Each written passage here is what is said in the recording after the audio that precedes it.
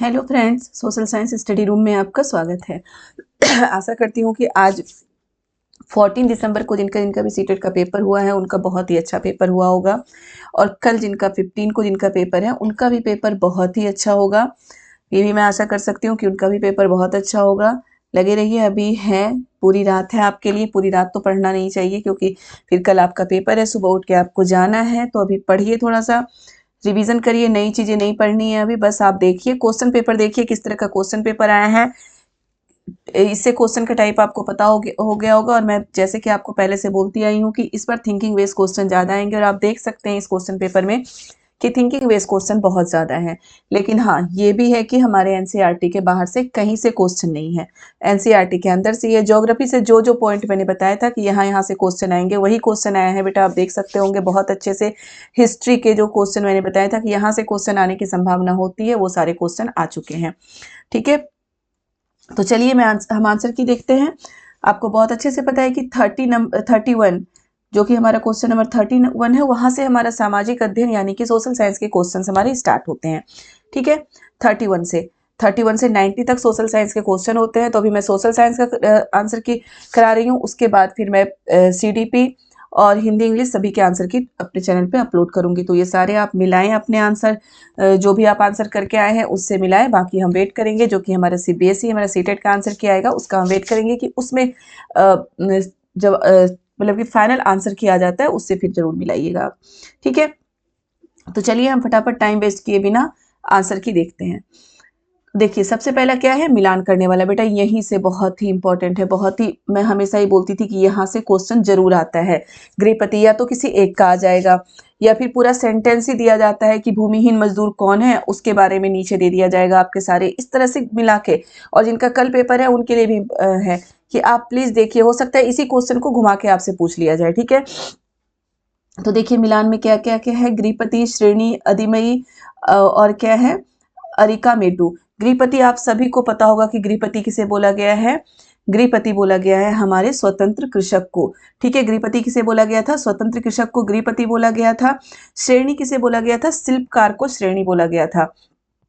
ठीक है, किसे बोला गया था श्रेणी, शिल्पकार को श्रेणी बोला गया था। ओके, तो ये दो अगर हम देख लिए। अधिमयी, भूमिहीन मजदूर, अधिमयी किसे बोला गया है, भूमिहीन मजदूर को अधिमयी बोला गया है। तो थर्ड का क्या हो जाएगा, सी का हो जाएगा ए।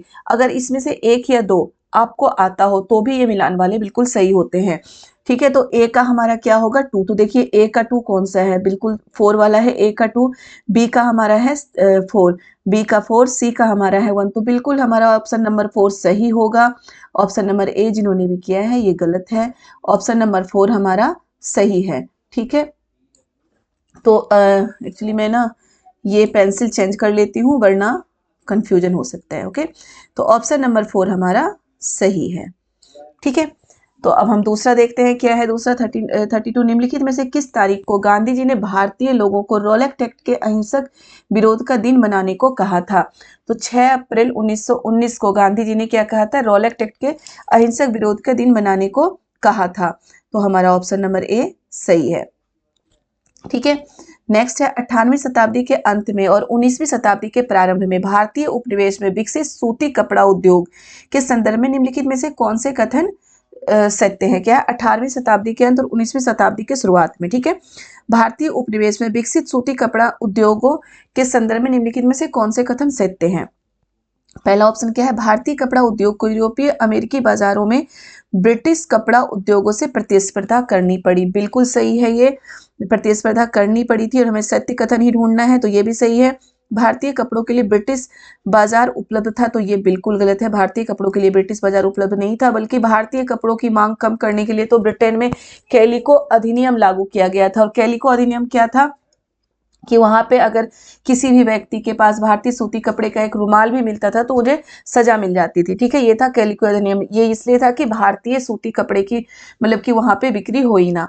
तीसरा है हमारा, कपड़े की वस्तुओं को इंग्लैंड तक निर्यात करना लगातार कठिन, कपड़े की वस्तुओं को इंग्लैंड तक निर्यात करना लगातार कठिन होता गया। बिल्कुल सही है, कपड़े की वस्तुओं को इंग्लैंड तक निर्यात करना भी लगातार कठिन होता गया। तीसरा है, चौथा है हमारा, बंगाल के बुनकरों को सबसे अधिक नुकसान हुआ क्योंकि अंग्रेजी और यूरोपीय कंपनियों ने भारतीय कपड़ा खरीदना बंद कर दिया था। तो बिल्कुल सही है, तो हमारा क्या है, बी गलत है, ए, सी और डी बिल्कुल सही है, तो ऑप्शन नंबर ए हमारा सही है। ओके, 34 देखते हैं हम। 34 क्या है, देखिए प्रेरी घास स्थल के बारे में है। 34 में प्रेरी को दुनिया का, इसमें ऑप्शन नंबर 1 सही है, देख लिया बेटा आपने।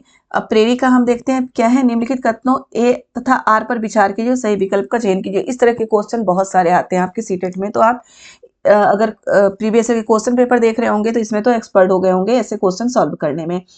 देखिए क्या है, सही विकल्प का चयन कीजिए। पहला क्या है, प्रेरी को दुनिया का अन्न भंडार के रूप में जाना जाता है। बिल्कुल सही है, प्रेरी को दुनिया का अन्न भंडार के रूप में जाना जाता है। खेती के वैज्ञानिक तरीकों और ट्रैक्टर व कंबाइन मशीनों के उपयोग से दक्षिण अफ्रीका को अधिशेष खाद्य उत्पादक देश बना दिया गया।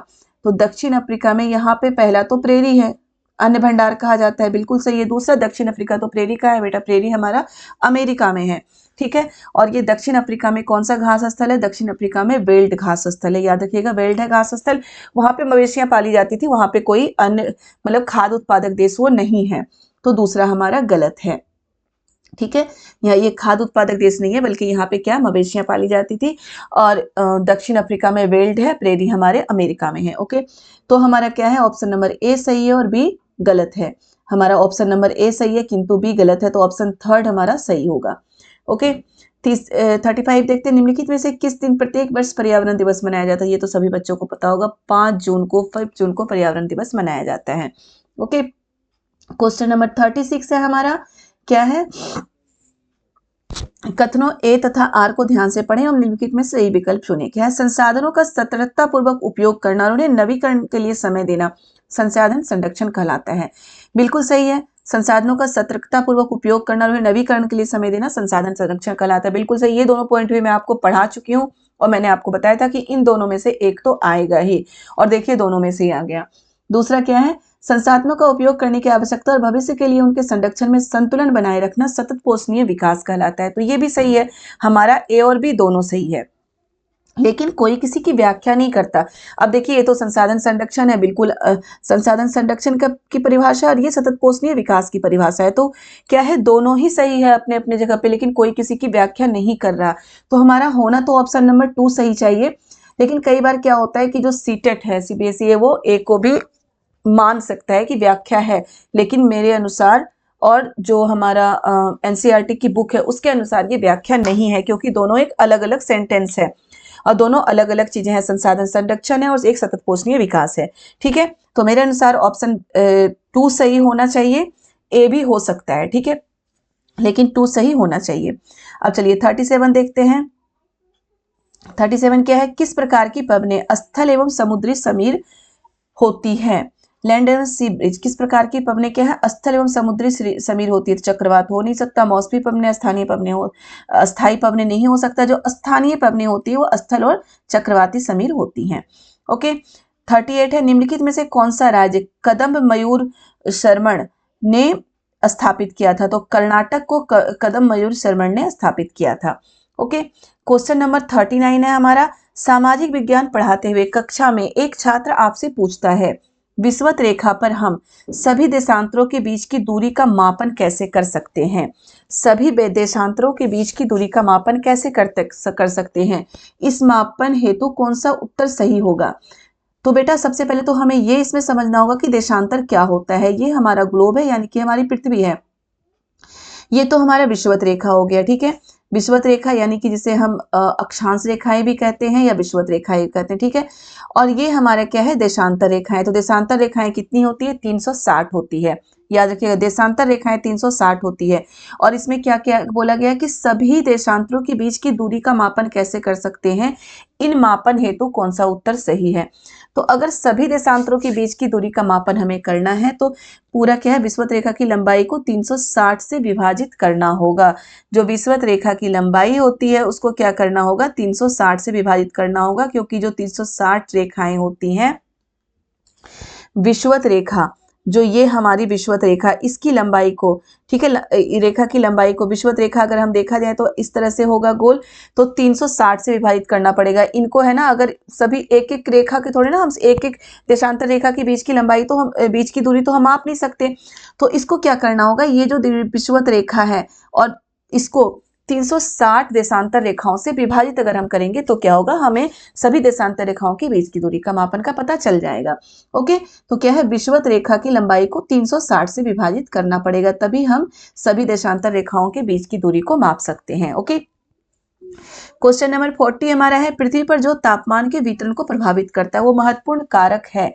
पृथ्वी पर तापमान के वितरण को प्रभावित करता है वह महत्वपूर्ण कारक है आतपन अथवा सूर्य से आने वाली किरणें। आतपन, जिसे सूर्य से आने वाली किरणें यानी कि सूर्य के तपन को ही आतपन कहते हैं। ठीक है, तो यही क्या करता है, पृथ्वी पर जो तापमान का वितरण है उसको प्रभावित करता है। ठीक है, तापमान का वितरण ये हुआ कि कहाँ का तापमान ज्यादा होगा, कहाँ का तापमान कम होगा। तो जहां पर सूर्य की किरणें तेज पड़ती हैं वहां का तापमान ज्यादा होता है, जहां पे सूर्य की किरणें हल्की पड़ती हैं, तिरछी पड़ती है, वहां पे पृथ्वी का तापमान कम होता है। ठीक है, तो बिल्कुल सिंपल है, आतपन अथवा सूर्य से आने वाली किरणें ही तो तापमान को वितरण को प्रभावित करती है पृथ्वी पर। ठीक है, तो चलिए क्वेश्चन नंबर 41 देखते हैं। जब ग्रीनविच पर एक अपराह्न का समय होगा तब ग्रीनविच के 60 डिग्री पश्चिम तथा 60 डिग्री पूर्व में क्रमशः क्या समय हो रहा होगा। इसके लिए भी हम थोड़ा सा ये बना के देखते हैं। ठीक है, ग्रीनविच मैंने आपको बताया था, ग्रीनविच क्या होता है, 0 डिग्री देशांतर। ओके, 0 डिग्री देशांतर को ही ग्रीनविच कहा गया है। तो ये 0 डिग्री देशांतर हम यहाँ मान लेते हैं कि ये हमारा 0 डिग्री देशांतर है। ओके, यहाँ पे क्या है, ग्रीनविच पर 0 डिग्री देशांतर पे क्या बज रहा है, 1 बज रहा है। ओके, ये हमारा हो गया ईस्ट, ये हमारा हो गया वेस्ट। आपको मैंने बताया था कि ईस्ट में जब भी हम बढ़ते जाएंगे तो हमारा समय प्लस होता जाएगा और वेस्ट में जब हम जाएंगे तो समय माइनस होता जाएगा, यानी कि टाइम कम होता जाएगा। हर 1 डिग्री पे 4 मिनट का अंतर होता है। ठीक है, हर 1 डिग्री पे 4 मिनट का अंतर होता है और हर 15 डिग्री पे क्या होगा, 1 घंटे का अंतर होगा। ओके, हर 15 डिग्री पे 1 घंटे का अंतर होगा। तो 60 डिग्री पश्चिम, ये पूरब हो गया, पश्चिम हो गया, यहाँ से 60 डिग्री पश्चिम आ गए तथा 60 डिग्री पूर्व में क्रमशः समय का क्या अंतर है, क्या है, ग्रीनविच पर एक अपराह्न का समय होगा तब जब ग्रीनविच पर 1 बज रहा हो यानी कि दोपहर का 1 बज रहा हो तब ग्रीनविच से 60 डिग्री पश्चिम यानी कि 60 डिग्री पश्चिम तथा 60 डिग्री पूर्व में क्रमशः समय का क्या अंतर होगा। तो सबसे पहले तो हम 60 डिग्री पश्चिम का समय निकाल लेंगे, फिर 60 डिग्री पूर्व का समय निकालेंगे और उसके बाद देख लेंगे क्या अंतर होगा। तो हमारा क्या होगा, ऑप्शन नंबर 2 हमारा सही है कि 9 पूर्वाह्न तथा 5 अपराह्न, यानी कि जो ग्रीनविच से 60 डिग्री पश्चिम में है 9 बज रहा होगा सुबह का, और ग्रीनविच से 60 डिग्री पूरब में क्या होगा, क्या बज रहा होगा, वहां पे 5 बज रहा होगा। ओके, 4 मिनट का 4 घंटे का अंतर होता है बेटा 60 डिग्री पे, याद रखिएगा 60 डिग्री पे 4 घंटे का अंतर होता है। ओके, आपको बता चुकी हूं कि हर मतलब कि 15 डिग्री पे, हर 15 डिग्री पे कितने 1 घंटे का फर्क पड़ता है। तो जहां पे 60 डिग्री का मतलब हो गया कि मतलब 15 चौका 4 घंटे का अंतर हो गया। तो 4 घंटा 1 बजने से 4 घंटे पहले कितना हो गया, 9 बजे का सुबह, फिर 1 बजे दोपहर से 4 घंटे बाद का क्या हो गया, 5 बजे अपराह्न। तो 60 डिग्री पूर्व हो गया यहाँ पे हमारे पश्चिम में, और पश्चिम में 9 बज गया, 9 बजे का सुबह, और पूरब में कितना हो गया, 5 बजे का शाम। ओके, तो हमारा ऑप्शन नंबर 2 सही होगा। अब चलिए 42 देखते हैं। एक स्थिति का संदर्भ देती है जहां किसी व्यक्ति के पास वे संसाधन और अवसर नहीं होते जो अन्य व्यक्तियों के उपलब्ध हैं। सोपानी की नहीं होगा, विविधीकरण नहीं होगा, असमानता, तो असमानता ही होता है, बेदखली भी नहीं होगा। कि क्या एक असमानता एक स्थिति का संदर्भ देती है जहां किसी व्यक्ति के पास संसाधन और अवसर उपलब्ध है और वहीं पे किसी दूसरे व्यक्ति के पास उपलब्ध नहीं है, तो ये असमानता इसे बोलते हैं कि जहां पे बहुत ज्यादा असमानता होती, किसी व्यक्ति के पास बहुत कुछ है, किसी व्यक्ति के पास कुछ भी नहीं है। ठीक है, अब 43 देखते हैं। निम्नलिखित में से शैल चक्र का सही क्रम क्या है। शैल चक्र का सही क्रम आप देख सकते होंगे। शैल चक्र जब मैं आपको पढ़ा रही थी ज्योग्राफी में, शैल चक्र में क्या था, सबसे पहले मैग्मा होता है। ओके, जब हम पढ़ते हैं तो सबसे पहले क्या होता है, मैग्मा होता है। मैग्मा के बाद हमारा क्या होता है, मैग्मा के बाद आग्नेय शैल आता है। आग्नेय शैल के बाद क्या होता है, मैग्मा जो कि जलता हुआ आग कह सकते हैं या आग का लिक्विड कह सकते हैं मैग्मा। उसके बाद आग्नेय शैल होता है, यानी कि वो जो हवा के ऑक्सीजन के संपर्क में आके बहुत तेजी से ठंडा होता है, तो वो आग्नेय शैल होता है। आग्नेय शैल यहाँ पे हो गया। आग्नेय शैल के बाद हमारा अवसादी शैल होता है। अवसादी शैल के बाद कायंत्रित शैल, और कायंत्रित शैल फिर से मैग्मा के रूप में परिवर्तित हो जाता है। ठीक है, तो ये हमारा होता है शैल चक्र। तो देखिए क्या है, आग्नेय शेल तो है, इस मैग्मा है, कैंथ्री शेल, अपसादी शेल, मैग्मा के बाद कैंथ्री शेल है, तो ये तो गलत ही हो जाएगा। ओके, फिर क्या है हमारा, आग्नेय शेल, कैंथ्री शेल, अपसादी शेल, आग्नेय शेल के बाद अपसादी शेल होता है, फिर कैंथ्री शेल, तो ये भी हमारा गलत है। उसके बाद है हमारा आग्नेय शेल, मैग्मा, कैंथ्री शेल, तो बेटा ये भी गलत है। मैग्मा पहले होता है, आग्नेय शेल बाद में होता है, तो ये भी हमारा गलत है। फर्स्ट नंबर क्या है, अपसादी सेल, कैंथ्री सेल, मैग्मा, तो ये सही है। अपसादी सेल के बाद क्या होता है, अपसादी सेल के पहले तो हमारा दो और चीजें हम मैग्मा से हम पढ़ते हैं ना, मैग्मा, कैंथ्री सेल, सॉरी मैग्मा, आग्नेय सेल, फिर अपसादी सेल, कैंथ्री सेल और फिर मैग्मा। तो ओके, तो यहाँ पे जो हमारा शुरू में मैग्मा और जो आग्नेय सेल है उसे स्किप कर दिया गया है, यहाँ पे अपसादी सेल, कैंथ्री सेल, मैग्मा, तो हमारा ऑप्शन नंबर फर्स्ट सही है हमारे शैल चक्र का। ओके, अब चलिए नेक्स्ट देखते हैं, निम्नलिखित में से में किसने मध्य भारत में चमड़े का काम करने वालों के साथ काम किया तथा सनातनी आंदोलनों की शुरुआत की थी, तो यह है घासीदास। ठीक है, ये क्वेश्चन कई बार आ चुका है आपके सीटेट में। अब देखिए, निम्नलिखित का सुमेल कीजिए तथा क्वेश्चन नंबर 45 है, निम्नलिखित का सुमेल कीजिए तथा उपयुक्त विकल्प का चयन कीजिए। पहला है आहत सिक्के। आहत सिक्के क्या होते हैं, डाई के प्रयोग से चिन्हों पे मुहर लग, आहत मतलब आहत करके बनाया जाता है, उसको मार के बनाया जाता है। ठीक है, आहत करके मार के बनाया जाता है, तो क्या है इनका आहत सिक्के का कि डाई के प्रयोग से चिन्हों की मुहर लगे हुए, ठीक है, चिन्हों की मुहर लगे हुए होते हैं आहत सिक्के। ओके, तो आहत सिक्के क्या हो गया, ए का 4 हो जाता है। ए का 4 देखिए कहाँ का, सब में ए का 4 है। ओके, फिर उत्तरी काले चमकीले पात्र, उत्तरी काले चमकीले पात्र, मिट्टी के बहुत ही पतले और सुंदर बर्तन, यही है हमारे उत्तरी काले चमकीले पात्र। तो कहा ये क्या हो गया, बी का 3 कहाँ है, देखिए बी का 3 यहाँ पर है और तो कहीं है नहीं। अब एम्फोरा, एम्फोरा के बारे में मैं आपको कई बार पढ़ा चुकी हूँ कि इसमें क्या होता है, दोनों तरफ से हत्थे लगे हुए होते हैं बर्तन, ठीक है, लंबा और दोनों तरफ से हत्थे लगे हुए होते हैं, तो सी का क्या हो जाएगा 2, लंबा दोहरे हत्थे वाला बर्तन, सी का 2। ए का क्या है, एरेटिन वेयर, मुहर लगे चमकदार बर्तन। ओके, तो हमारा ऑप्शन नंबर 2 इसमें सही होगा। ठीक है, 2 का ओके, ऑप्शन नंबर 2 हमारा सही होगा। चलिए नेक्स्ट देखते हैं हम 46, भारतीय संविधान द्वारा विधायिका में सीटों तथा सरकारी नौकरियों में आरक्षण दिया गया। भारतीय संविधान में क्या है, विधायिका में सीटों और सरकारी नौकरियों में आरक्षण दिया गया था, इसका क्या रीजन था। पहला है, निम्न श्रेणी तथा स्कूल एवं महाविद्यालय परीक्षाओं में कम अंकों की क्षतिपूर्ति हेतु, क्योंकि इस कारण से लोग प्रतिस्पर्धा करने के योग्य नहीं थे, गलत है ये। ओके, वर्षों के ऐतिहासिक दमन तथा शैक्षणिक वंचितता की क्षतिपूर्ति हेतु, तो ये हमारा सही है। ओके, ऑप्शन नंबर 1 गलत है, बी सही है। वोट बैंक के रूप में राजनीतिक समर्थन तथा रैली के लिए लोगों को संतुष्टि हेतु, तो ये भी नहीं है, ये भी नहीं है, ए भी गलत है, सी भी गलत है, बी हमारा सही है, तो ऑप्शन नंबर 2 हमारा सही है। ओके, 47 देखिए, उत्तर मेरूर अभिलेख के अनुसार सभा का सदस्य कौन हो सकता है, तो उत्तर मेरूर अभिलेख के अनुसार सभा का सदस्य कौन हो सकता है, ऐसी भूमि का स्वामी जहां से वह भू राजस्व वसूला जाता हो, तो बिल्कुल सही है, ऐसी भूमि का स्वामी होना चाहिए उसे जहां से भू राजस्व वसूला जाता हो, वही सभा के सदस्य हो सकते हैं। उनकी उम्र 25 से 70 के बीच होनी चाहिए, तो ये गलत है। सभा के सदस्य वही हो सकते थे जिनकी उम्र 35 से 70 के बीच होनी चाहिए थी। ठीक है, 35 नहीं है बल्कि 35 है, तो ये गलत है, 25 की जगह पे 35 होना चाहिए, तो ये गलत है। उनके पास अपना घर होना चाहिए, तो ये भी सही है, उनके पास अपना घर होना चाहिए। उन्हें वेदों का ज्ञान होना चाहिए, तो ये भी सही है, उन्हें वेदों का ज्ञान होना चाहिए। तो हमारा ए, सी और डी सही है, तो ऑप्शन नंबर 4 हमारा सही होगा। ओके, चलिए नेक्स्ट देखते हैं 48, साझी संपत्ति संसाधनों के बारे में निम्न में से क्या सही है। अब बस इतना याद रखिए, साझी संपत्ति संसाधन क्या होता है, साझी संपत्ति सरकार के द्वारा ही दिया जा सकता है। साझी संपत्ति यानी कि जो सभी का हो, तो वो किसी व्यक्ति के द्वारा नहीं किया जा सकता, वो सरकार के द्वारा ही किया जा सकता है। इन पर सरकार का स्वामित्व होता है, बिल्कुल सही है। इस पर निजी कंपनियों का स्वामित्व होता है, निजी कंपनियां तो बिल्कुल अपनी संपत्ति बना के रखती है, वो साझी कभी बना ही नहीं सकती। इन पर समुदायों का स्वामित्व होता है, ये भी सही है। ओके, तो हमारा ए और सी सही होगा, बी गलत होगा, तो ऑप्शन नंबर 4 हमारा सही है। ओके, हम 49 क्वेश्चन देखते हैं, विविधता कुछ नया और अलग लेकर आती है संस्कृतियों के परस्पर मिश्रण के कारण। आनुवांशिक रचना के कारण, अनुवांशिक रचना के कारण तो हो ही नहीं सकता। विविधता, विविधता का मतलब क्या है? विविधता में एकता, यानी कि अलग अलग हो भी और एक भी हो, तो अनुवांशिक रचना के कारण कोई विविधता नहीं होती। समानताओं और समान लक्षणों के कारण भी कोई विविधता नहीं होती। सजातीय जनसंख्या के कारण भी विविधता नहीं होती। संस्कृतियों के परस्पर मिश्रण के कारण।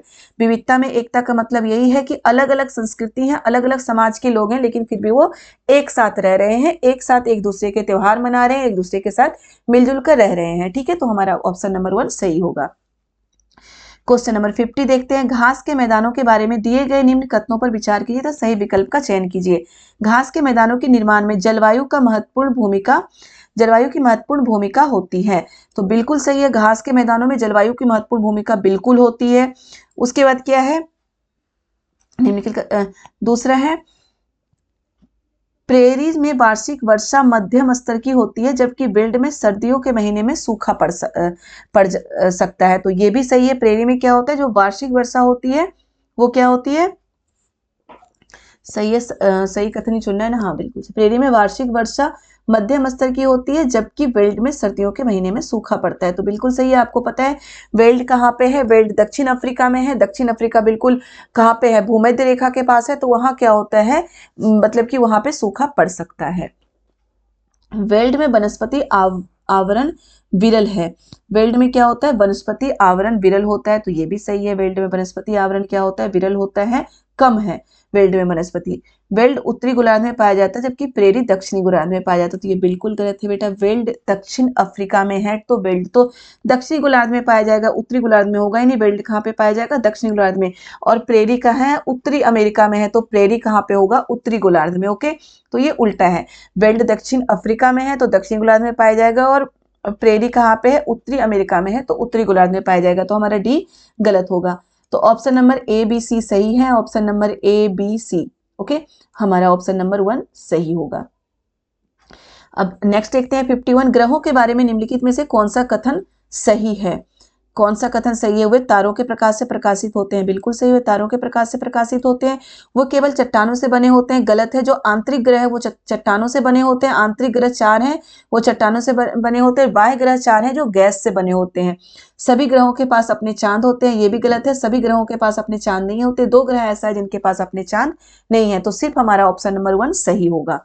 ओके, चलिए हम नेक्स्ट देखते हैं 52। क्या है दिए गए? वही है कथन और अभिकथन और कारण का है। अभिकथन क्या है? 19वीं शताब्दी के अंत तक लोहे के प्रगलन की कला का पतन हो गया और अधिकांश गांवों में भट्टियां अनुपयोगी हो गई। बिल्कुल सही है। दूसरा है, लोहा प्रगलक को जंगल विभाग को एक उच्च कर का भुगतान करना पड़ता था, जिससे उनकी आय कम हो गई। तो ये भी सही है। और ये व्याख्या भी है कि लोहे इसी कारण क्या हुआ कि उनको अधिक भुगतान करनी पड़ती थी, जिस कारण वो लोहे का काम छोड़ रहे थे। भट्टियां क्या हुई थी? अनुपयोग, मतलब कि वो लोहे का काम छोड़ रहे थे और भट्टियां भी बंद होती जा रही थी। तो ए और बी दोनों सही है, और आर ए की व्याख्या भी है। ए की आर व्याख्या भी है। तो हमारा ऑप्शन नंबर ए सही होगा। ओके, हम अब देखते हैं 53। निम्न में से कौन से युग में सम्मिलित है? निर्वाह कृषि। निर्वाह कृषि क्या होता है कि जो छोटे कृषक होते हैं अपने जीवन यापन के लिए मतलब कि निर्वाह कृषि करते हैं। तो कृषक परिवार की आवश्यकताओं को पूरा करने के लिए की जाती है। तो ए का क्या होगा हमारा? इसमें यही है, निम्न में से कौन सा युग्म सही सुमेलित है? तो ए तो सही होगा। गहन निर्वाह कृषि। गहन निर्वाह कृषि में क्या है? सघन जनसंख्या वाले क्षेत्रों में प्रचलित है। तो ये भी सही है बिल्कुल। स्थानांतरित कृषि। स्थानांतरित कृषि क्या होता है? जगह बदल कर कृषि करते हैं। इसे झूम कृषि भी कहते हैं, मिल्पा भी कहते हैं। ठीक है, तो जगह बदल कर कृषि करते हैं लोग। तो स्थानांतरित कृषि के साथ क्या है? व्यक्ति और पशु एक स्थान से दूसरे स्थान पर जाते हैं। सिर्फ जाते नहीं है, कृषि करते हैं। यहाँ पे कृषि की बात नहीं की गई है, तो ये गलत हो जाएगा। ओके, हमें स्थानांतरित कृषि का देखना था ना। और यहाँ पे क्या है? व्यक्ति और पशु एक स्थान से दूसरे स्थान पर जाते हैं। ये तो वो हो गया ना, जो पशु, मतलब कि पशुपालक जो होते हैं अपने पशुओं को लेकर एक स्थान से दूसरे स्थान पर जाते हैं। यहाँ पे स्थानांतरित कृषि की बात नहीं की गई है। स्थानांतरित कृषि क्या होता है? जगह बदल कर कृषि की जाती है। तो ऑप्शन नंबर ए और बी सही है। तो ऑप्शन नंबर ए सही होगा, क्योंकि हमारा जो ए और बी का मिलान सही है। ओके, अब चलिए 54 देखते हैं। गैर ब्राह्मण आंदोलन पर निम्नलिखित कथनों पर विचार कीजिए और वैध विकल्प चुनिए। ये आंदोलन गैर ब्राह्मण जातियों से आया जिन्होंने शिक्षा तक पहुंच प्राप्त की। बिल्कुल सही है, गैर ब्राह्मण यानी कि जो ब्राह्मण नहीं थे। ओके, आंदोलन ने तर्क दिया कि आर्य लोग मूल लोग थे। ये भी बिल्कुल सही है। उन्होंने सॉरी, ये सही नहीं है कि उन्होंने ये तर्क नहीं दिया था कि आर्य लोग मूल लोग थे। आंदोलन उन गैर ब्राह्मण जातियों से आया जिनके पास धन एवं प्रभुत्व था। बिल्कुल सही है, आंदोलन करने की ताकत उन्हीं में आती है बेटा जिनके पास धन होता है, जो ताकतवर हो जाते हैं। जो गरीब हैं, जिनके पास खाने को रोटी नहीं मिल रहा, वो कहाँ से आंदोलन करेंगे? उनके अंदर इतनी हिम्मत ही नहीं हो पाती कि वो आंदोलन करें, क्योंकि वो तो अपने परिवार के पालन पोषण में ही लगे होते हैं। ओके, तो हमारा ए और सी सही है, ऑप्शन नंबर ए हमारा सही है। चलिए नेक्स्ट देखते हैं 55। क्वेश्चन नंबर 55, निम्नलिखित में से किन कारणों से नवपाषाण युगीनस्थ पुरापाषाण युगीनस्थों से भिन्न है? नवपाषाण युगीनस्थ पुरापाषाण युग से भिन्न है। ओके, क्या है? ओखली और मूसल का प्रयोग अनाज को पीसने के लिए किया जाता था। बिल्कुल सही है कि नवपाषाण में क्या किया जाने लगा? मतलब ओखली और मूसल का प्रयोग किया जाने लगा। बर्तनों का प्रयोग खाना बनाने के लिए किया जाने लगा। ये भी सही है। विभिन्न प्रकार के चीजों से कपड़े बुने जाने लगे। ये भी सही है हमारा। पत्थरों और औजारों का प्रयोग आरंभ हो गया। तो पत्थरों के औजारों का प्रयोग तो बेटा पूरा पाषाण युग में ही आरंभ हुआ था। पाषाण युग में आरंभ हुआ था, ये नवपाषाण युग में आरंभ नहीं हुआ था। तो ये गलत है।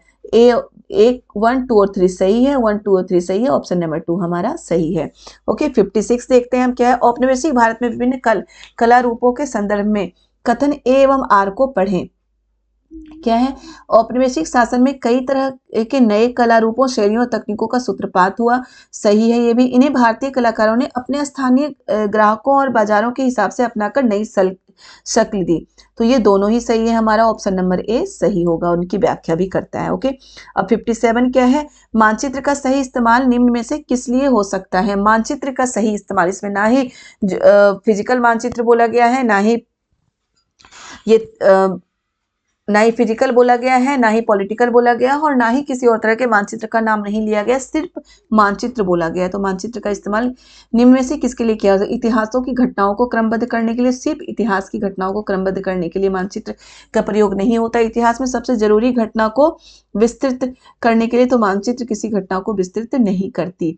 अलग अलग समय पर रहने वाले लोगों के जीवन को तर्कसंगत तरीके से पढ़ने हेतु ये हो सकता है। आप देखते हैं लास्ट, इतिहास में अलग अलग समय में रहने वाले लोगों के स्थानों को चिन्हित करने के लिए। तो ये तो सिर्फ ऐतिहासिक मानचित्र ही करता है, इसमें किसी खास मानचित्र की बात नहीं की गई है।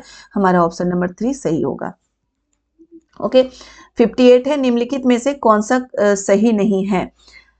क्या है? 1878 में आर्म्स एक्ट पारित किया गया, जिसके जरिए भारतीयों द्वारा अपने पास हथियार रखने का अधिकार छीन लिया गया। बिल्कुल सही है बेटा। ये जो कल जिनका पेपर है उनके लिए भी इंपॉर्टेंट है, बिल्कुल देख लीजिए, इसमें बहुत सारी चीजें दी गई हैं। 1878 में आर्म्स एक्ट पारित किया गया, जिसके जरिए क्या हुआ? भारतीयों के पास हथियार रखने का अधिकार छीन लिया गया। सरकार का समर्थन करने के लिए 1880 में वर्नाकुलर प्रेस एक्ट लागू किया था। 1880 में 1880 में वर्नाकुलर प्रेस एक्ट लागू नहीं किया गया था। ये ऑप्शन आप मुझे प्लीज बताएं, ये गलत है हमारा। ओके, वर्नाकुलर प्रेस एक्ट 1880 में नहीं, 1878 में शायद लागू किया गया था वर्नाकुलर प्रेस एक्ट। 1883 में सरकार ने इल्बर्ट बिल लागू किया, ये भी सही है। 1870 और 1880 के दशकों में ब्रिटिश शासन के प्रति असंतोष ज्यादा गहरा हो गया, ये भी सही है। तो इसमें हमें गलत ही ढूंढना है, तो ऑप्शन नंबर 2 हमारा गलत है। ओके, 59 का देखिए क्या है? दिए गए कथनों ए और आर को पढ़ें, उपयुक्त विकल्प चुने। राजा राममोहन राय ने कलकत्ता में ब्रह्मो सभा के नाम से एक सुधारवादी संगठन बनाया। बिल्कुल सही है, ये ब्रह्म सभा के नाम से एक सुधारवादी संगठन बनाया था। वो मानते थे कि समाज में परिवर्तन लाना और अन्यायपूर्ण तौर तरीकों से छुटकारा पाना जरूरी है। तो ये भी सही है, और ये भी सही है कि इसकी व्याख्या करता है। तो ऑप्शन नंबर ए हमारा इसमें सही होगा। 60 है हमारा क्वेश्चन नंबर 60, निम्नलिखित में कौन स्थानीय शासन का चुना हुआ सदस्य होता है? कौन स्थानीय शासन का चुना हुआ सदस्य होता है? वार्ड पंच। वार्ड पंच क्या होता है? स्थानीय शासन का चुना हुआ सदस्य होता है। बिल्कुल सही है। सरपंच भी स्थानीय शासन का चुना हुआ सदस्य होता है। सचिव हमारा नहीं होता स्थानीय शासन का चुना हुआ सदस्य, तो ये गलत होगा। वार्ड पार्षद भी होता है, तो ऑप्शन नंबर 4 हमारा सही होगा। ओके, चलिए 61 देखते हैं। रोहित ने पाया कि उसकी कक्षा के कुछ बच्चे मानचित्र पर अक्षांश और देशांतर रेखाओं की स्थिति को स्पष्ट नहीं कर पाते हैं। बच्चों को इसमें सक्षम बनाने में मदद करने के लिए रोहित को क्या करना चाहिए? केस अध्ययन, केस स्टडी, अनुभविक अनुसंधान, क्रियात्मक अनुसंधान यानी कि एक्शन रिसर्च करना चाहिए, प्रायोगिक अनुसंधान यानी कि अप्लाई रिसर्च, तो क्रियात्मक एक्शन करवाना चाहिए उनसे। तो ये हमारा मेरे ख्याल से ऑप्शन नंबर 3 सही होना चाहिए। 62 है खेतीहर मजदूरों को दी जाने वाली कम मजदूरी के कारण का चुनाव करें। जो खेतीहर मजदूर होते हैं, खेतीहर मजदूर वही होते हैं जिनके पास अपनी जमीन नहीं होती है, तभी तो वो दूसरों की जमीन पे काम करेंगे। वो कुशल नहीं होते, बिल्कुल गलत है। अगर वो कुशल नहीं होते तो उनके साथ उनको काम पे रखा ही नहीं जाएगा। वो एक नियमित काम के लिए भूमि मालिकों पर निर्भर होते हैं, तो ये होना चाहिए।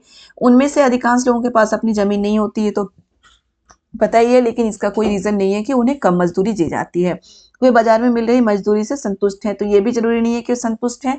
तो हमारा ऑप्शन नंबर 2 सही होगा कि वे एक नियमित काम के लिए भूमि मालिकों पर निर्भर होते हैं, इसलिए उन्हें कम मजदूरी के कारण भी काम करना पड़ता है। ओके, अब 63 है एक धारणा कि विज्ञान के लिए एक तकनीकी दिमाग की आवश्यकता होती है और लड़कियां तथा महिलाएं तकनीकी चीजों से निपटने में सक्षम नहीं है। यह दर्शाती है, क्या दर्शाती है यह? जातिवाद, निरक्षरता, अज्ञानता। नहीं, ये रूढ़िवादी धारणा है। लोगों की ये रूढ़िवादी धारणा है कि लड़कियां ये नहीं कर सकती, लड़कियां वो नहीं कर सकती। जो रूढ़िवादी धारणा में पॉलिटी आपको पढ़ा रही थी उसमें मैंने बताया था कि रूढ़िवादी धारणा वो जो चैप्टर नंबर 1 2 3 थे उसमें से जरूर आता है। ये मैं आपको बता चुकी थी पॉलिटी कराते हुए, तो वही चीज देखिए आ चुका है। रूढ़िवादी धारणा होती है किसी के बारे में कुछ भी अपने दिमाग में कोई नेगेटिव चीज बिठा लेना, वो रूढ़िवादी धारणा होती है। ठीक है, नेगेटिव चीज बिठा के रखना अपने दिमाग में किसी के ही बारे में, वो रूढ़िवादी धारणा होती है। ओके, अब देखिए 64 देखते हैं। छोटी कार्यशालाएं और कारखाने अनियमित श्रमिकों को रोजगार देने में तरजीह देते हैं, यानी कि जो अनियमित, जो छोटी कार्यशालाएं और कारखाने होते हैं अनियमित श्रमिकों यानी कि जो टेम्पोररी काम करने वाले होते हैं, ठीक है, टेम्पोररी जो एम्प्लॉय होते हैं उनको रखने के लिए वो क्या करते हैं, वो मतलब उनको रखना चाहते हैं। क्यों रखना चाहते हैं उनको? देखिए, राज्य ने पहले ही श्रमिकों के लाभ का ख्याल रखा हुआ है, क्योंकि राज्य ने पहले ही श्रमिकों के लाभ का ख्याल रखा हुआ है, श्रमिकों के लाभ का ख्याल रखा हुआ है, तो इसके लिए थोड़े ना कि वो अनियमित श्रमिकों को रखेंगे। ठीक है, इसके कुछ और ही रीजन है जो भी बताऊंगी। नहीं, बिना किसी पूर्व नोटिस से नौकरी से निकाला जा सकता है, तो ये बिल्कुल सही है। उन्हें बिना किसी पूर्व नोटिस के किसी भी दिन नौकरी से निकाला जा सकता है।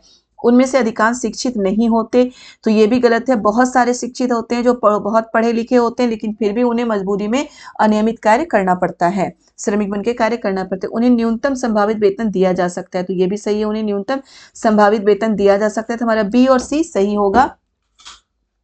ठीक है, हमारा बी और डी सही होगा। ऑप्शन नंबर 2 बी और डी हमारा सही है। ओके, 65 देखिए क्या है, निम्न कथनों ए और बी को पढ़िए। 1909 में बने गवर्नमेंट ऑफ इंडिया एक्ट ने कुछ हद तक भारत में निर्वाचित प्रतिनिधित्व की व्यवस्था को मंजूरी दी थी, तो ये बिल्कुल सही है। कुछ हद तक क्या होता है, भारत में निर्वाचित प्रतिनिधित्व की व्यवस्था को मंजूरी दी थी। 1909 में गवर्नमेंट ऑफ इंडिया एक्ट द्वारा सभी वयस्कों को वोट डालने का अधिकार दिया गया था, तो ये बिल्कुल गलत है। सभी वयस्कों को वोट डालने का अधिकार नहीं दिया गया था, तो सिर्फ ए सही है। ऑप्शन नंबर ए हमारा सही होगा। ओके, 66 देखिए क्या है, छात्रों के लिए सामाजिक विज्ञान पाठ्यक्रम के गतिविधियों को और अधिक आकर्षक बनाया जा सकता है। सामाजिक विज्ञान पाठ्यक्रम जिसको बहुत बोरिंग माना जाता है, उसकी गतिविधियों को और ज्यादा आकर्षक कैसे बनाया जा सकता है? प्रौद्योगिकी और मल्टीमीडिया संसाधनों को शामिल करने से, तो ये बिल्कुल सही होगा। हमारा पहला ही ऑप्शन सही है, लेकिन हम और भी देख लेते हैं। केवल सबसे महत्वपूर्ण ऐतिहासिक घटनाओं, केवल जहां पे आ गया वो तो बिल्कुल ही गलत हो जाएगा बेटा। तथ्यों और आंकड़ों को फिर याद करने की बात याद करिए। जब मैं अभी आपको पेडालॉजी का एक टॉपिक में डाली थी जो 20-25 मिनट का वीडियो था, उसमें मैंने बोला था कि अगर ये आप देख लेते हैं तो आप सारे पेडालॉजी की सीडीपी के सारे क्वेश्चन आप सॉल्व कर लेंगे। उसमें भी ये सारी चीजें मैं बता चुकी हूँ।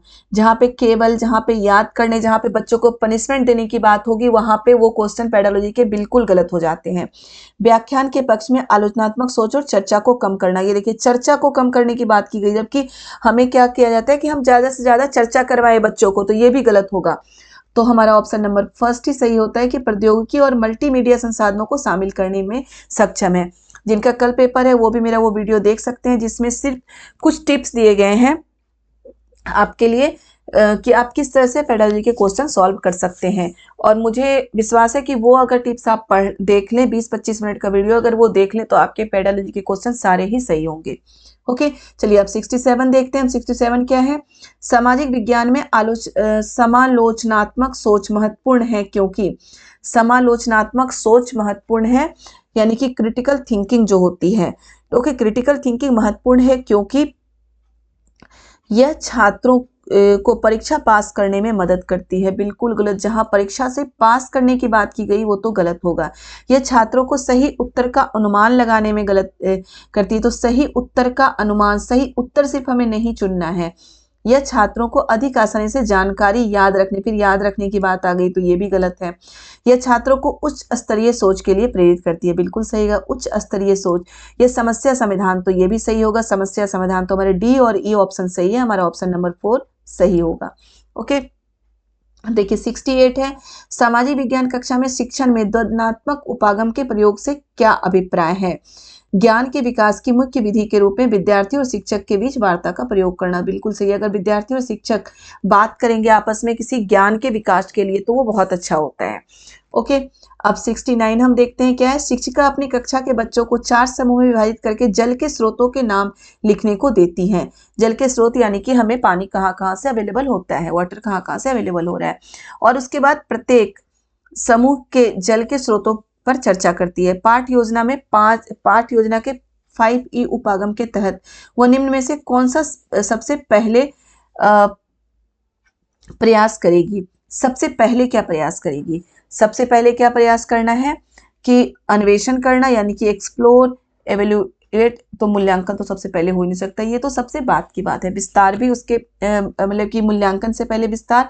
संलग्न करना यानी कि इंगेज करना, हम पहले बच्चों को इंगेज करेंगे ना चीजों में, तो क्या होता है 4 हमारा सही होता है। संलग्न करना, सबसे पहले हम तो इंगेज करते हैं, उसके बाद हम एक्सप्लोर करेंगे यानी कि अन्वेषण करेंगे, उसके बाद हम विस्तार करेंगे, फिर हम मूल्यांकन करेंगे। ओके, सबसे पहले 4 होना चाहिए, संलग्न करना, फिर अन्वेषण करना, फिर विस्तार करना, फिर मूल्यांकन करना। ओके, तो संलग्न करना सबसे पहले की बात की गई ना, सबसे पहले प्रयास तो क्या होगा? संलग्न करना। ओके, चलिए 70 देखते हैं। भारतीय संविधान निर्धारित करता है राष्ट्रीय पाठचर्या रूपरेखा, बुनियादी कानून का नियम जिनका पालन सभी को करना होगा। बिल्कुल सही है, भारतीय संविधान क्या निर्धारित करता है? बुनियादी कानून का नियम जिनका पालन सभी को करना होगा। ओके, चलिए 71 क्या है? निम्नलिखित में से कौन से विषय मिडिल स्कूल विद्यार्थियों के लिए अति उपयुक्त है? हर बार आता है बेटा, ये मैं कई बार बता चुकी हूँ कि ये हर बार ही आता है। इसमें कई बार, अभी तो ये दिया गया, उसमें क्या आ जाएगा? इसमें टॉपिक्स दिए जाते हैं, कई बार टॉपिक दिए जाएंगे आपके बुक्स के, कई बार आपके बुक्स दिए जाते हैं कि ये हम पढ़ते हैं, ये हम नहीं पढ़ते, तो ये क्वेश्चन तो हर बार आता ही आता है, इससे रिलेटेड क्वेश्चन, और कल भी शायद आएगा, इसलिए बिल्कुल देखना है आपको। इतिहास में महात्मा गांधी का योगदान, तो बिल्कुल सही, इतिहास में महात्मा गांधी का योगदान हम 6 to 8 में ये पढ़ते हैं, याद करिए 8th की बुक में है ये। भारत का आर्थिक विकास ये किस में होता है? ये इकोनॉमिक्स में होता है, तो हम 6 to 8 में यानी कि मिडिल क्लास में ये नहीं पढ़ते हैं। ओके, उसके बाद वर्तमान परिदृश्य में महिलाओं की भूमिका, तो याद करिए ज्योतिराव फूले, बहुत सारी महिलाओं के बारे में हम पढ़ चुके हैं हिस्ट्री की बुक में। जनसंख्या वृद्धि के कारण, तो ये भी हम पढ़ चुके हैं, ज्योग्राफी में जनसंख्या वृद्धि के कारण हम पढ़ते हैं 6 to 8 में। ओके, तो ए, सी और डी ये तो हम पढ़ते ही हैं, तो उपयुक्त कौन कौन सा है? ए, सी और डी, तो हमारा ऑप्शन नंबर 4 सही होगा। ओके, चलिए हम 72 देखते हैं। एक क्षेत्रीय भ्रमण के लिए विद्यार्थियों में किस कौशल को पहले विकसित करना चाहिए? एक क्षेत्रीय भ्रमण के लिए विद्यार्थियों को किस कौशल को पहले विकसित करना चाहिए? Observation skill. ठीक है, ऑब्जर्वेशन स्किल को सबसे पहले विकसित करना चाहिए कि अगर हम क्षेत्रीय भ्रमण पे ले जा रहे हैं तो बच्चे ऑब्जर्व करें ना, चीजों को देखें और समझें, तो वही तो ऑब्जर्वेशन स्किल सबसे पहले विकसित करना चाहिए हमें, अवलोकन कौशल। ठीक है, क्वेश्चन नंबर 73 है, एक सामाजिक विज्ञान शिक्षक विद्यार्थियों में किस प्रकार सामाजिक मूल्यों को विकसित कर सकता है? एक सामाजिक विज्ञान शिक्षक विद्यार्थियों में किस प्रकार सामाजिक मूल्यों को विकसित कर सकता है? अनुशासन के भाव का विकास करके, बिल्कुल सही है, अनुशासन के भाव का विकास करके, फिर स्कूल कक्षा में उपयुक्त रूप से व्यवहार करके, ये भी सही है, हमें बिल्कुल अपनी कक्षा में, अपने क्लास में बहुत अच्छा व्यवहार करना चाहिए।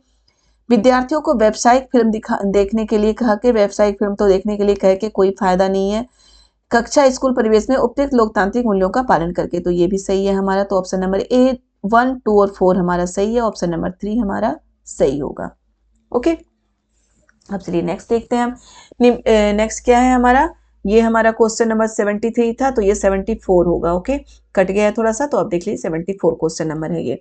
निम्नलिखित में कौन सी शिक्षण विधियां सामाजिक विज्ञान में आ रही चुनौतियों से पार पाने हेतु उपयुक्त है? कौन सी शिक्षण विधियां हैं? विशिष्ट से सामान्य तक, बिल्कुल सही है। विशिष्ट से सामान्य तक जो शिक्षण विधि है ये भी उपयुक्त है। जटिल से सामान्य तक, जटिल से सामान्य तक ये गलत है। जटिल से सामान्य तक, सामान्य से हम जटिल तक जाएंगे, जटिल से सामान्य तक हम नहीं जाते हैं। ओके, जटिल से सामान्य तक जाएंगे तब तो बच्चे और कंफ्यूज होंगे ना। सबसे पहले उनके हार्ड चीजें पढ़ाएं, फिर उसको इन्हें इजी चीजें, तो ये तो बच्चे पढ़ ही नहीं पाएंगे। ज्ञात से अज्ञात तक, तो ये भी सही है कि जो उन्हें आता है हम वो पढ़ाएं और उसके बाद उन्हें वहां तक लेके जाएं जो उन्हें नहीं आता है उससे रिलेट करके पढ़ाएं, तो ये भी सही है। विश्लेषण से संश्लेषण तक, तो ये भी सही है बिल्कुल, विश्लेषण से संश्लेषण तक। तो हमारा ए, सी और डी सही है। ऑप्शन नंबर 3 हमारा सही होगा। ओके, चलिए 75 देखते हैं हम क्या है। भारतीय राज्यों और केंद्र शासित प्रदेशों में निर्धनता की प्रवृत्तियां एवं उनके तुलनात्मक अध्ययन को समझाने हेतु सर्वोत्तम शिक्षण अधिगम प्रणाली कौन सी है? द्वितीयक आंकड़ों का विश्लेषण, तो हमारा ऑप्शन नंबर 3 सही होगा, द्वितीयक आंकड़ों का विश्लेषण। ओके, 76 हम देखते हैं। निम्न का मिलान करें और सही विकल्प का चयन करें, चुनाव करें। ओके, निम्न का मिलान करें। विवरण चार्ट, विवरण चार्ट हमारा क्या करता है? ऐतिहासिक विकास, संबंध चार्ट, फ्लो चार्ट, सारणीकृत चार्ट। फ्लो चार्ट, सी के बारे में आप सभी को पता होगा कि फ्लो चार्ट क्या करता है? एक प्रक्रिया चरण है फ्लो चार्ट। ओके, क्या है? एक फ्लो चार्ट क्या है हमारा? तालिका के रूप में डेटा या एक प्रक्रिया चरण। फ्लो चार्ट हमारा क्या है? एक प्रक्रिया चरण है। ओके, तो अब हम ये देख सकते हैं यहाँ भी सी का 1 है, यहाँ भी सी का 1 है। ओके, विवरण चार्ट हमारा क्या है? विवरण चार्ट होता है ऐतिहासिक विकास। विवरण चार्ट से हम क्या कर सकते हैं? ऐतिहासिक विकास को दर्शा सकते हैं। संबंध चार्ट, बी का क्या होगा? संबंध चार्ट क्या होता है? कार्य कारण संबंधों को दर्शाता है। देखिए नाम से ये संबंध चार्ट कार्य और कारण संबंधों को दर्शाता है। सारणीकरण चार्ट, सारणीकरण चार्ट क्या है? तालिका के रूप में डेटा। ओके, तो इंजीनियर जिसने भी लगाया ये फर्स्ट सही लगाया है, ऑप्शन नंबर 1 सही होगा। ओके, चलिए 77 देखते हैं क्या। शिक्षक द्वारा सामाजिक विज्ञान के प्रश्न पत्र में 60% भार खुली राय वाले प्रश्नों को दिया जाता है। इस नीति के माध्यम से शिक्षक छात्रों के किस कौशल को जांचना चाहता है? ऐसे बहुत सारे क्वेश्चन हम देखते हैं ना कि आप अपने अनुसार लिखिए, यही आता है क्वेश्चन में। आप जो भी बोर्ड के क्वेश्चन या कैसे भी क्वेश्चन होंगे, बच्चों को क्वेश्चन पेपर आप देखिएगा, उसमें ये होता है कि बच्चे आपके अपने अनुसार लिखिए, अपने अनुसार इसका वर्णन कीजिए, तो इसी को बोलते हैं खुली राय वाले प्रश्न। ओके, इस नीति के माध्यम से शिक्षक छात्रों के किस कौशल का जांचना चाहता है? केवल लेखन, बिल्कुल नहीं, केवल लेखन कौशल को नहीं जांचना चाहता। अंतर्वैयक्तिक कौशल ये भी नहीं है। इंट्रापर्सनल स्किल को भी नहीं जांचना चाहता है वो बिल्कुल। तार्किक चिंतन एवं सृजनात्मक कौशल, तो बिल्कुल सही है, तार्किक चिंतन और सृजनात्मक कौशल को वो दर्शाना चाहता है, ये रॉन्ग है। ओके, अनुप्रयोगात्मक प्रस्तुति कौशल, तो ये भी दर्शाना चाहता है, तो ऑप्शन नंबर हमारा सी और डी सही होगा, ऑप्शन नंबर 2। ओके, चलिए नेक्स्ट देखते हैं 78। ग्राम सभा के बारे में निम्न में से कौन सा कथन गलत है? ओके, गलत है। देखिए ग्राम सभा के बारे में निम्न में कौन सा कथन गलत है? ग्राम पंचायत के कार्य को ग्राम सभा से स्वीकृति लेनी पड़ती है। ग्राम पंचायत के कार्य को ग्राम सभा से स्वीकृति लेनी पड़ती है, तो बिल्कुल सही है। ग्राम पंचायत के कार्य को क्या होता है? ग्राम सभा से स्वीकृति लेनी पड़ती है। ग्राम सभा का सचिव एक निर्वाचित व्यक्ति होता है। ये तो स्वीकृति तो लेनी ही पड़ती है। ग्राम सभा का सचिव एक निर्वाचित व्यक्ति होता है, तो ये गलत है। ग्राम सभा का सचिव निर्वाचित व्यक्ति नहीं होता, बल्कि नियुक्त होता है वो ग्राम सभा का सचिव, नियुक्ति मिलती है उसको, निर्वाचित वो नहीं होता। तीसरा है ग्राम सभा के सचिव का काम ग्राम सभा और ग्राम पंचायत की बैठकों को बैठक बुलाने का है, तो ये भी सही है। ग्राम सभा का सचिव का कार्य ग्राम सभा की बैठक और उनमें हुए चर्चा एवं निर्णयों का रिकॉर्ड रखना है। बेटा ये सारे लाइन आपके एनसीईआरटी के बुक में है, बिल्कुल ऐसी ही लाइन दी गई है, तो अब बिल्कुल एनसीईआरटी, बार बार मैं बोलती हूँ कि एनसीईआरटी से बाहर कुछ नहीं आता, तो एनसीईआरटी आपको पढ़ना है। ओके, तो ऑप्शन नंबर 2 हमारा सही है, इस क्वेश्चन के अनुसार सही है, बाकी ये गलत है कि ग्राम सभा का सचिव निर्वाचित नहीं होता, बल्कि वो क्या होता है? नियुक्त होता है। ओके, 79 देखिए क्या है। भारत में पंचायती राज्य संस्थानों की स्थापना करने का उद्देश्य उपार्जित करता है। क्या उपार्जित करता है? सहभागिता द्वारा शासन, बिल्कुल सही है, सहभागिता द्वारा शासन के लिए किया गया है। सांस्कृतिक एकरूपता, तो बिल्कुल नहीं, सांस्कृतिक एकरूपता के लिए पंचायती राज्य का तो कोई मतलब ही नहीं बनता। लोकतांत्रिक विकेंद्रीकरण, बिल्कुल सही है, लोकतांत्रिक विकेंद्रीकरण के लिए किया गया। धार्मिक विविधता, धार्मिक विविधता भी गलत है। ओके, तो हमारा ए और सी सही है, ऑप्शन नंबर 4 हमारा सही होगा, ए और सी। ठीक है, 80 क्या है? फिर वही है, ए और बी दोनों को पढ़िए तो उपयुक्त विकल्प का चयन कीजिए। क्या है? लोकतांत्रिक समाज के सिद्धांतों को समकालीन चुनौतियां हैं। लोकतांत्रिक समाज के सिद्धांतों की समकालीन चुनौतियां हैं, जैसे कि व्यक्तिगत अधिकार और सामाजिक उत्तरदायित्वों के बीच विवाद, तो ये बिल्कुल सही है। दूसरा है सामाजिक विज्ञान कक्षा के भीतर लोकतंत्र की समस्याओं के अध्ययन में विद्यार्थियों को संलग्न रखने के लिए विवाद समाधान से उपागम का प्रयोग किया जा सकता है, तो ये दोनों ही सही है, तो हमारा ऑप्शन नंबर ए सही है, ए और बी दोनों सही है।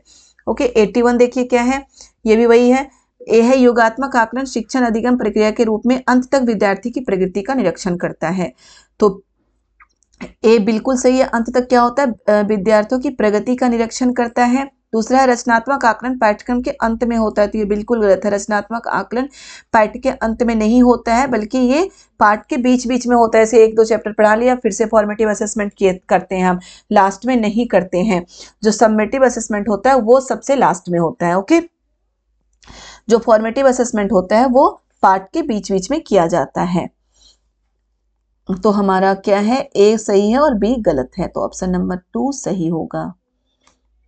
ये बेटा फॉर्मेटिव और सबमिटिव असेसमेंट से भी क्वेश्चन आता है हर बार, तो जिनका कल पेपर है, मैं बार बार बोल रही हूँ, वो बच्चे भी प्लीज इन चीजों को जरूर देख लें।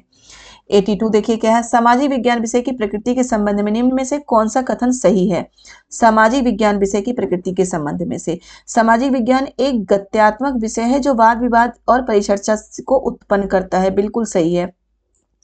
सामाजिक विज्ञान में केवल व्यक्तिगत मानवीय संबंधों पर विचार किया जाता है, केवल बात जहां पे आ गई वो तो बिल्कुल गलत होगा। ठीक है, जहां पे केवल आ गया, जहां पे याद करने की बातें आ गई, जहां पे नंबर देने की बातें आ गई, मैं हाँ शुरू से बताती आ रही हूँ, वो गलत है। सामाजिक विज्ञान मुख्य रूप से अंतर विषयीय और जिनका केंद्र बिंदु खोज का प्रयोग है, ये भी बिल्कुल सही है। सामाजिक विज्ञान का क्षेत्र बहुत ही संकुचित है, ये देखिए संकुचित की बात की गई है, बहुत छोटा क्षेत्र है, बिल्कुल गलत है। इसके लिए केवल प्राथमिक स्तर पर पढ़ाने के योग्य है, तो ये भी गलत है। तो हमारा ऑप्शन नंबर ए और सी सही है। ओके, ऑप्शन नंबर 1 सही है, ए और सी। 83 क्या है? न्यायपालिका की स्वतंत्रता दर्शाती है। विधायिका को कार्यपालिका न्यायपालिका के काम में हस्तक्षेप नहीं कर सकती। विधायिका और कार्यपालिका न्यायपालिका के काम में हस्तक्षेप नहीं कर सकती, बिल्कुल सही है। आपको पता है कि जो हमारे मतलब कि सरकार की शक्तियों का बंटवारा जो हुआ है, विधायिका, कार्यपालिका और न्यायपालिका, तो न्यायपालिका इन दोनों से बिल्कुल स्वतंत्र है। ठीक है, तो विधायिका और कार्यपालिका न्यायपालिका की काम में हस्तक्षेप नहीं कर सकती है, बिल्कुल सही है। न्यायपालिका की स्वतंत्रता यही दर्शाती है। दूसरा है न्यायपालिका विधायिका को उपयुक्त कानून का ढांचा तैयार करने का निर्देश देती है, तो न्यायपालिका भी विधायिका को कोई निर्देश नहीं दे सकती। न्यायपालिका कार्यपालिका को सही रूप से कानूनों को कार्यान्वित करने का निर्देश दे सकती है, ये भी गलत है। कार्यपालिका को सही रूप से कानूनों का कार्यान्वित करने का निर्देश नहीं दे सकती है न्यायपालिका। उसके बाद है अगर आवश्यकता हो तो न्यायपालिका विधायिका के दबाव में काम कर सकती है, ये तो बिल्कुल ही गलत है। ओके, तो आपको पता है कि जो सरकार की शक्तियों का बंटवारा हुआ है, तीनों ही अपने आप में स्वतंत्र है, कोई किसी के ऊपर दबाव नहीं दे सकता है। ओके, क्वेश्चन नंबर 84 देखते हैं हम। क्या निम्नलिखित में कौन से प्रश्न आलोचनात्मक चिंतन को बढ़ावा देता है? निम्नलिखित में से कौन सा प्रश्न क्या है? आलोचनात्मक चिंतन को बढ़ावा देता है। पहला क्या है? वे विभिन्न तरीके क्या हैं जिनके द्वारा सरकार सभी को स्वस्थ सेवाएं प्रदान करने हेतु कदम उठा सकते हैं, चर्चा कीजिए। तो बिल्कुल जहां चर्चा करने की बात हो गई, वो तो आलोचनात्मक प्रश्न को ही तो बढ़ावा दे रहा है। अमेजन की तुलना में गंगा नदी में प्रदूषण मानव जीवन को व्यापक रूप से प्रभावित करेगा, जांच का कथन कीजिए, ये भी बिल्कुल सही है। कथन की जांच कीजिए, जांच का कथन नहीं कीजिए, कथन की जांच कीजिए। ब्राजील एवं भारत की भू आकृति के बीच विभेद कीजिए, तो विभेद करना ये कोई आलोचनात्मकता नहीं होगी। हिमालय की महत्वपूर्ण विशेषताओं का वर्णन कीजिए, इसमें भी आलोचना नहीं है। मुगल प्रशासन में जमींदारी की भूमिका क्या थी, ये भी आलोचना नहीं है। तो हमारा ऑप्शन नंबर ए और बी सही होगा, तो ऑप्शन नंबर ए हमारा बिल्कुल ऑप्शन नंबर ए हमारा बिल्कुल सही है। ओके,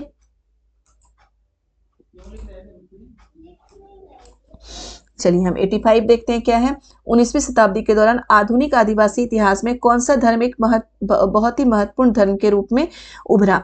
क्या है, 19वीं शताब्दी के दौरान देखिए वो क्या हुआ था, भारत में अंग्रेजों का आगमन हो चुका था, अंग्रेज बिल्कुल पावरफुल होते जा रहे थे वहां पे। तो जो आदिवासी थे वो हिंदू धर्म से अलग रहते थे, क्योंकि हिंदू धर्म में बहुत ज्यादा छुआछूत और ऊंच नीच की भावना थी, उनसे अलग रहते थे, और वो ईसाई धर्म के समीप चलते जाते गए। तो ईसाई धर्म बहुत ज्यादा उभरा था आदिवासियों के बीच में। ओके, तो ऑप्शन नंबर 2 इसका सही होगा। 86 है, नेल्सन मंडेला ने कैद के 28 वर्ष 28 वर्ष हजारों अश्वेत लोगों के साथ बिताए, रंग भेद का विरोध करने और अलगाव की नीतियों के खिलाफ संघर्ष करने के लिए। बिल्कुल सही है, रंग भेद का विरोध करने और अलगाव की नीतियों के खिलाफ संघर्ष करने के लिए नेल्सन मंडेला ने काम किया था। वो कैद में थे, 28 वर्ष अश्वेत लोगों के साथ बिताया था उन्होंने। अब 87 क्वेश्चन नंबर क्या है, एक शिक्षिका चाहती है कि छात्र ग्राम पंचायत जैसे सरकारी निकायों के कामकाज को समझें। निम्नलिखित में से कौन सा आंकड़े संग्रह का स्रोत प्रत्यक्ष और प्रमाणिक जानकारी प्रदान करता है? तो अध्ययन यात्रा, जो अध्ययन यात्रा है वो बिल्कुल सही होगा। ठीक है, ऑप्शन नंबर 2 सही होना चाहिए, क्योंकि मैं आपको पहले ही बता चुकी हूँ कि पेडागोजी के क्वेश्चन क्या होता है कि बिल्कुल सही हमें लगता है, लेकिन जो सीबीएसई या सीटेट जो भी आंसर की डालते हैं उसमें कुछ डिफरेंस हो जाता है। ओके, अब क्वेश्चन नंबर 88 क्या है, कक्षा में शिक्षक द्वारा पूछे गए निम्न में से कौन से प्रश्न अन्वेषणात्मक और आलोचनात्मक प्रश्न की श्रेणी में आते हैं? निम्न में कौन से प्रश्न है जो कि क्या होता है, मतलब अन्वेषणात्मक और आलोचनात्मक श्रेणी में आते हैं? क्या हिमालय के सबसे दक्षिणी भाग को क्या कहा जाता है? हिमालय के सबसे दक्षिणी भाग को अन्वेषणात्मक क्या होता है कि एक्सप्लोर, मतलब कि उसको एक्सप्लोर करके बताओ, वर्णन करके बताएं, या क्रिटिकल थिंकिंग जिसमें डेवलप हो, इस तरह की श्रेणी में कौन सा आता है? आलोचनात्मक श्रेणी में हिमालय के सबसे दक्षिणी भाग को क्या कहा जाता है? ये तो नाम रटने वाली बात हो गई, तो ये तो होगा ही नहीं। क्या सूर्य एक तारा है? क्यों? क्यों क्रिटिकल थिंकिंग आ गई ना, क्यों की बात की गई है, तो ये सही होगा। उत्तरी मैदान में अधिक जनसंख्या निवास क्यों करती है? ये भी सही होगा, जहां पे क्यों की बात आ गई ये भी बिल्कुल सही होगा। पाक जल संधि किन दो देशों के बीच हुई? इसमें भी दो देशों के नाम बताना है, तो ये गलत है। बी और सी हमारा सही है, ऑप्शन नंबर 1 सही होगा। ओके, क्वेश्चन नंबर 81, निम्नलिखित में से कौन से प्रश्न संज्ञानात्मक क्षमताओं के मूल्यांकन पक्ष को आंकते हैं? संज्ञानात्मक क्षमताओं के मूल्यांकन पक्ष को आंकते हैं। क्या है? पोषण अभियान भारतीय बच्चों के पोषण स्तर को सुधारने हेतु एक महत्वपूर्ण कार्यक्रम है। साक्ष्यों सहित कथन की जांच कीजिए, साक्ष्यों सहित कथन की जांच कीजिए, तो ये बिल्कुल सही होगा कि ये भी बिल्कुल सही है क्वेश्चन कि ये क्या होता है कि जो मतलब कि जो हमारे क्रिटिकल थिंकिंग को जांचते हैं। दूसरा है, 2 शताब्दियों के भारत में औपनिवेशिक शासन ने भारत को अनिवार्य सामाजिक परिवर्तन की स्थिति में छोड़ दिया। क्या आप इस कथन से सहमत हैं? व्याख्या कीजिए, तो ये भी बिल्कुल सही क्वेश्चन है। जन धन योजना के महत्वपूर्ण विशेषताओं का वर्णन कीजिए, तो ये नहीं होगा जन धन योजना की महत्वपूर्ण विशेषताओं का। 1991 के उत्तरार्ध में भारत में गरीबी और बेरोजगारी में गिरावट आई, कथन का औचित्य सिद्ध कीजिए, ये भी नहीं होगा। तो हमारा ऑप्शन नंबर ए और बी सही है, ऑप्शन नंबर 1 हमारा सही है। ओके, अब चलिए नेक्स्ट देखते हैं 90 जो लास्ट क्वेश्चन है हमारा। क्या है? निम्नलिखित में से किस पक्ष पर शिक्षा का अधिकार अधिनियम 2009 में मूल्यांकन कार्य विधियों के भाग के रूप में विचार किया गया है? क्या है हमारा? भारतीय संविधान के प्रतिष्ठापित मूल्यों का अनुमोदन करना, बिल्कुल सही है ये। फिर है, परीक्षा में मुख्यतः योगात्मक आकलनों का सम्मिलित किया जाना चाहिए, ये गलत है। जहां आकलन की बात हो गई ये गलत है। विद्यार्थियों की शारीरिक क्षमताओं का पूर्ण सीमा तक विकास, तो ये भी बिल्कुल सही है। परीक्षाएं स्कूल परिसर में ही होती हैं, तो ये भी गलत है, परीक्षाएं स्कूल परिसर में नहीं होती, कहीं भी हो सकती हैं परीक्षाएं। ओके, तो हमारा ऑप्शन नंबर क्या है? ए और सी सही है, ऑप्शन नंबर 4 हमारा 90 का ऑप्शन नंबर 4 हमारा सही होगा। तो बेटा ये हमारा जो सोशल साइंस के 60 क्वेश्चन है, ये मैं इसके आंसर की मैं ये कर चुकी है, हमारा सॉल्व हो चुका है। जिनका कल पेपर है उनके लिए ऑल द बेस्ट, और जो आज पेपर दे के आ गए हैं वो प्लीज इससे मिला लें। मैंने कोशिश किया है बिल्कुल देख के समझ के, जो एनसीईआरटी की बुक से आया है वो तो बिल्कुल सही है। पेडालॉजी के कुछ क्वेश्चन आगे पीछे हो सकते हैं, ये आपको पता है कि हमें कितना भी आता हो, लेकिन पेडालॉजी में भाई सीटेट या हमारा सीबीएसई पता नहीं क्या आंसर दे दे, ये तो हमारे भी पल्ले नहीं पड़ता। लेकिन जहाँ तक हो सके हम अपने अनुसार करते हैं, और जो जिनका कल पेपर है उनके लिए बस वही टिप्स है कि आप हमेशा ही ये चाहें जहाँ पे याद करने की बात हो, नंबर देने की बात हो, बच्चों को पनिशमेंट देने की बात हो, रटने की बात हो, वो ऑप्शन आप उसी समय गलत करेंगे। ठीक है, पेडालॉजी में ये बिल्कुल आपको ध्यान रखना है। और मेरा वो वीडियो 20-25 मिनट का वीडियो, उसे जरूर देख लें। अभी 2-3 दिन पहले मैंने डाली थी वो वीडियो, तो उसे आप जरूर देख लें। वो अगर देखेंगे तो मैक्सिमम क्वेश्चन आपके जो पेडालॉजी के हैं 20 क्वेश्चन आता है, आप जानते हो इसमें, सिर्फ सोशल साइंस में। और उसके बाद जो आपको साइकोलॉजी में भी आता है, सीडीपी में आता है वो भी, तो उसमें मैक्सिमम क्वेश्चन आपके सही होंगे, ये मेरी गारंटी है। मुझे जहां तक लग रहा है कि उसमें बिल्कुल मतलब मैक्सिमम क्वेश्चन आपके सही होंगे। तो आप बिल्कुल वो वीडियो जरूर देख लें जिनका कल भी है पेपर, और उनके लिए बहुत बहुत ऑल द बेस्ट। इनका कल पेपर है, बहुत अच्छे से पेपर करके आइए, बहुत अच्छे से, मतलब बिल्कुल टेंशन फ्री होके अच्छे से समझ के क्वेश्चन सॉल्व करिए। और जिनका आज पेपर हो चुका है वो प्लीज़ आप अपना मिला लीजिए, और कमेंट में मुझे ज़रूर बताइए कि आपके सोशल साइंस के कितने क्वेश्चन सही हो रहे हैं। और ओके बच्चों, बाय बाय।